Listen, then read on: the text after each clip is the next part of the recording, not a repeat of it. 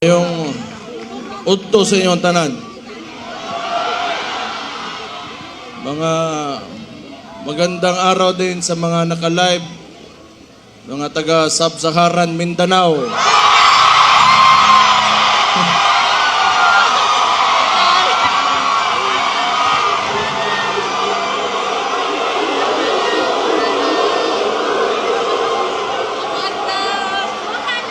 Diba mo, bago ko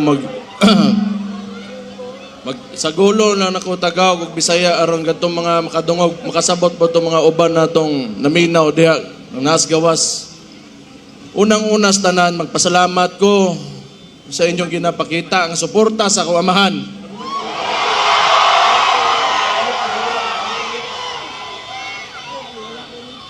Naglagot lang ko sa inyo ha, kay kada makita nako ang naong sa akong amahan, bit-bit ninyo, kahilakon ko.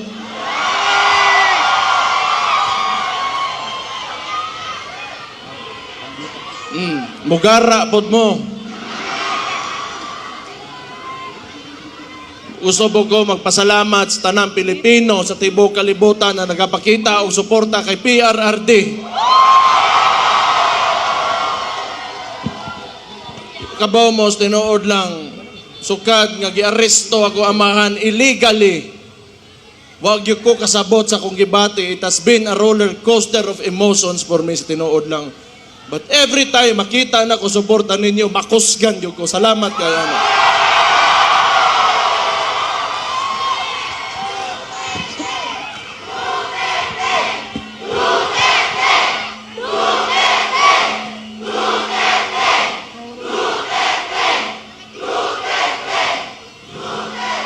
Siguro gamiton ko ni nga nahimo kong vice mayor ninyo, mayor.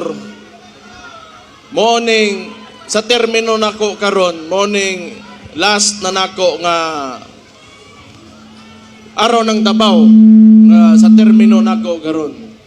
Wa ko makibaw ong unsa bagay kinaog kaugmaan o yung future ng sistema ng politika dito sa Pilipinas. Kaya it seems to me the stories that I've heard about martial law and oppression is synonymous with the Marcos family name.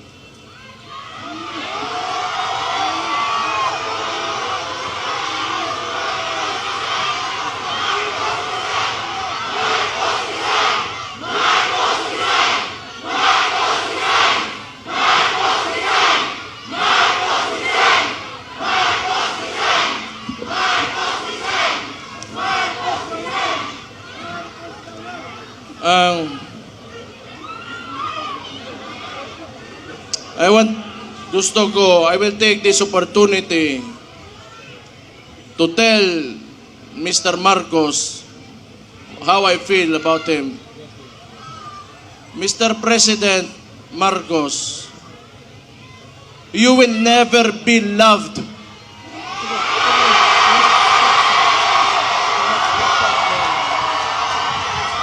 Especially to us who are calling out Rudy Duterte's name. You will never be loved, Mr. Marcos.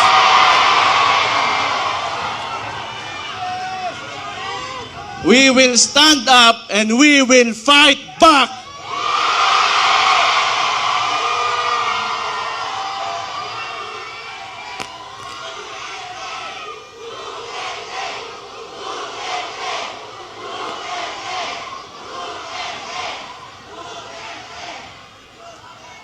Kita mga taga Davao, ingon ani na siya.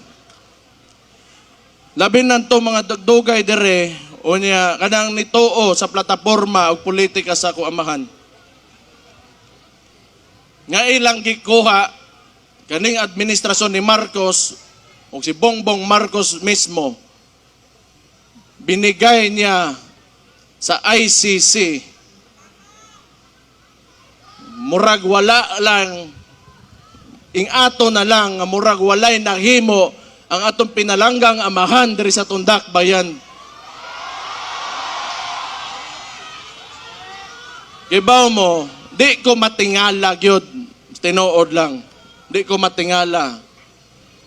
Nganong ingon ani karon? Kay because Rudy Duterte stood up for every tanang mga traditional politicians di nila gusto nga kausaban aning nasura ni. Una, along aning with Marcos o kani mga uban ring mga bagagnaw na mga politiko. Di nila gusto nga naa ng Rudy Duterte diha kay mabulilyaso ang ilang mga dola sa gobyerno.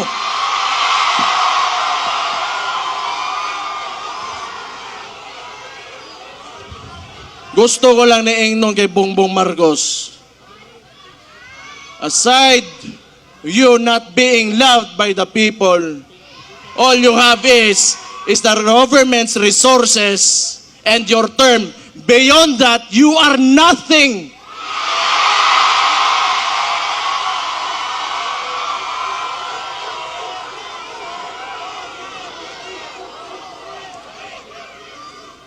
Kalimot oroy ang putang ina. Nung kita'y nagtabang sa iya, makalingkod sa diha karon siyang ginalingkuran.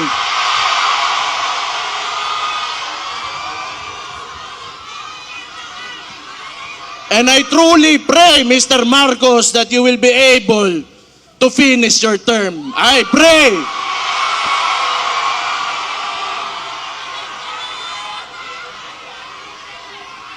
Di gyud ta matingala. Kay kung ang sabo para sa ilang para pampadugay sa oras sa trabaho, ang sabo sa tuwa, mudaot og mga pamilya, mga komunidad, o mga inosenteng kinabuhi.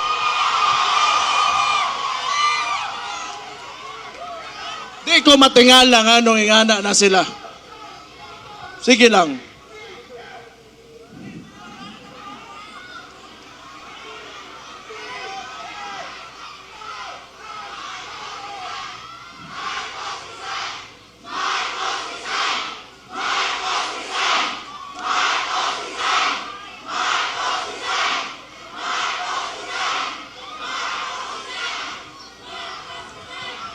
Ibaw mo,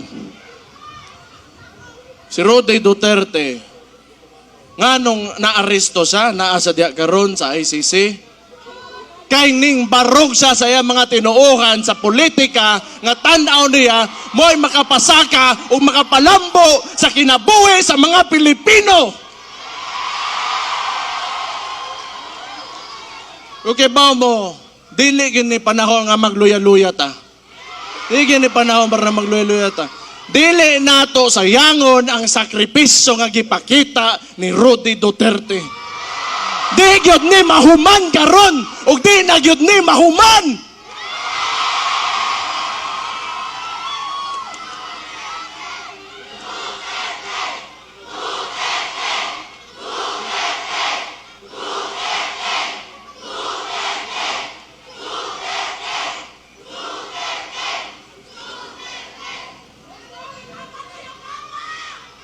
Sige lang.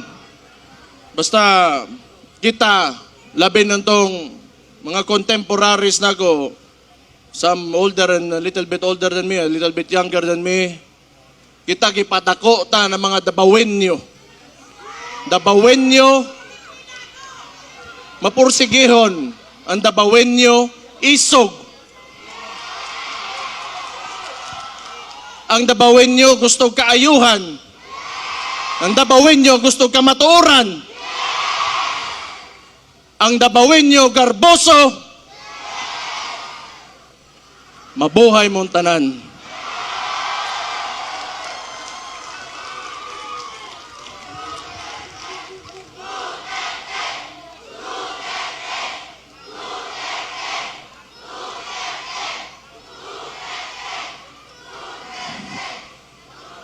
Basta ako, sige lang, paminaw na ko, gidaog-daog yung tagtaman yun karon, gitamak-tamakan yun ta.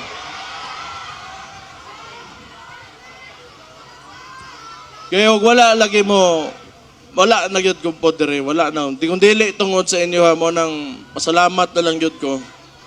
Ako usar ako kataw, anak ko sa ko amahan. Pero dili ko gaingon ani mga istorya ni wa ko gaingon ani. Kay tungod anak ko dabawin niyo kundili kay tungod Pilipino ko nga nituo og usa ka presidente nga nangandoy nga makahimo sa nasod na kagustuhan o ganang makapahayag sa kaugmaon sa tanang Pilipino. Dili ni tungod kay atuha, dili ni. It's about us, the Filipino people. Unya, how a government treats his own. Iyang gipapriso. Dili na lang ko mo mention kay personal, pero ingnon na lang po nako, dari usbo nako. Last year, January, giingnan taga Marcos, wag yung kay utang kabubuton. Ang imong amahan, gipalubong sa akong amahan, pero akong amahan, gipapreso nimo, putang ina ka.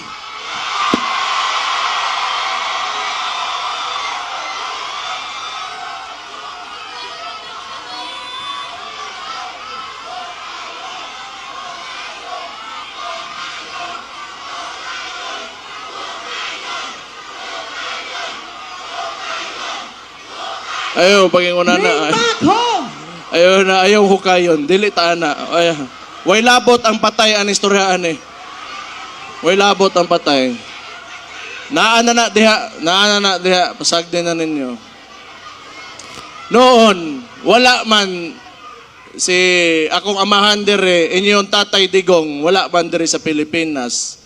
Pero kay baw ko, nagpabilin iyahang inspirasyon o ang iyahang spirit within every Filipino nga na-touch niya sa iyahang termino. Basta ako, ang tambag lang nako ninyo, mga Dabawenyo, kamo mga ubang Pilipino na nakikinig ngayon, do not ever allow your government to treat you how they treated my father.